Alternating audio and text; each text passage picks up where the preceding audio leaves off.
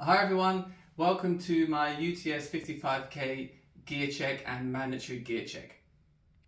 As this is a UTMB event, there's lots of mandatory gear and also hot and weather mandatory gear also. And depending on which category you're doing, you will have more or less mandatory gear that you have to take with you. Starting from the ground up, I'm going with the normal Tamiya number 1. I think this has a lot of grip for what I need for Snowdonia, just in case the weather turns. And with some of the technical terrain, I think this will be the best shoe.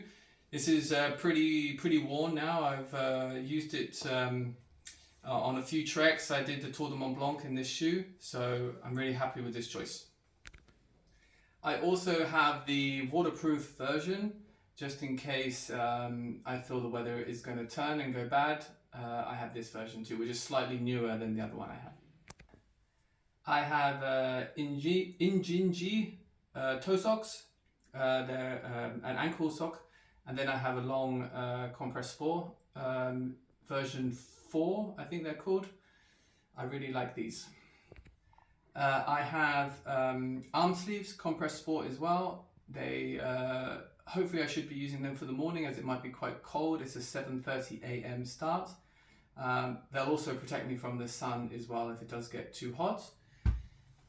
Hat, shorts, t-shirt. Obviously 1 litre bottles, Adidas Terex vest with the whistle. I'm taking poles. I have been not sure whether to take poles, but I will take poles, and they attach to these hooks at the back. I'm going with the Hanker waist belt. It's a Spanish brand. It's really cool. Has many different pockets, side pockets, back pockets, front pockets, and I will keep some of my mandatory equipment in here. Okay, mandatory gear, long pants, waterproof gloves, Phoenix HMR 65 HRT.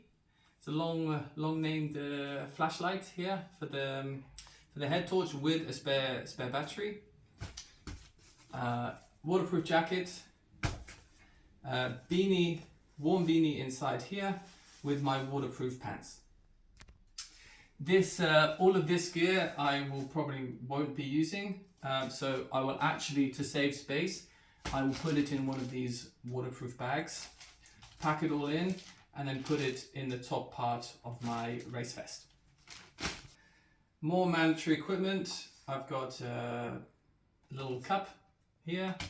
I've got my bivy bag. They do not allow emergency blanket. You need to have a bivy bag, which is basically like a rescue blanket, not a blanket, sorry, a sleeping bag. Mandatory compass as well. I'm going with this very small one. If they don't allow this one, I have a backup of this one just in case. I will also take a little medi pack that also has the self-adhesive bandage that is mandatory, and I will take this. This also has scissors, tape, paracetamol, plasters, and more tape in here. As little extras, I'm going to put my phone in one of these protective sleeves here because I don't want it getting wet. Sunglasses and compress sport race bib belt. Also 800 calories of reserve food. I'll be using it in 4 NAC purees here, and everything I've just explained here is all mandatory, and that I will be taking with me along the race. I'll also be taking with me Morton gels, just taking 2 100s, taking a solid 225 calories before the race. I have Precision Fuel chews, and also Precision Fuel 250 milligrams salt tablets. 1,500 milligrams salt before the race, and then I have 1,000 milligrams as a backup. And as they also have hot and cold mandatory equipment and gear, so 24 hours before the race, they will either say no hot or cold mandatory gear is required, or if it's very cold weather, they will say cold weather gear activated. So the cold weather gear is another mid layer, and I'm taking a vest and an extra long sleeve thermal top for the cold weather gear. The long sleeve top for the cold weather mandatory gear cannot be cotton, and also has to weigh a minimum of 180 grams. So this is a requirement for the cold weather kit. I have this top which weighs exactly 180 grams. For the hot weather mandatory gear, they recommend to have sun cream, a buff type or bandana to cover your neck and parts of your head. I'm going, instead of going for a Sahara cap, for example, I'm going with the buff because it's a lot lighter.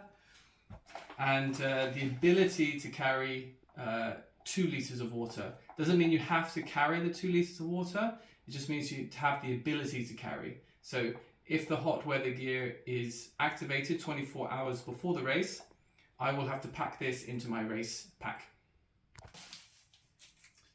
So altogether, this weighs 2.6 kilograms.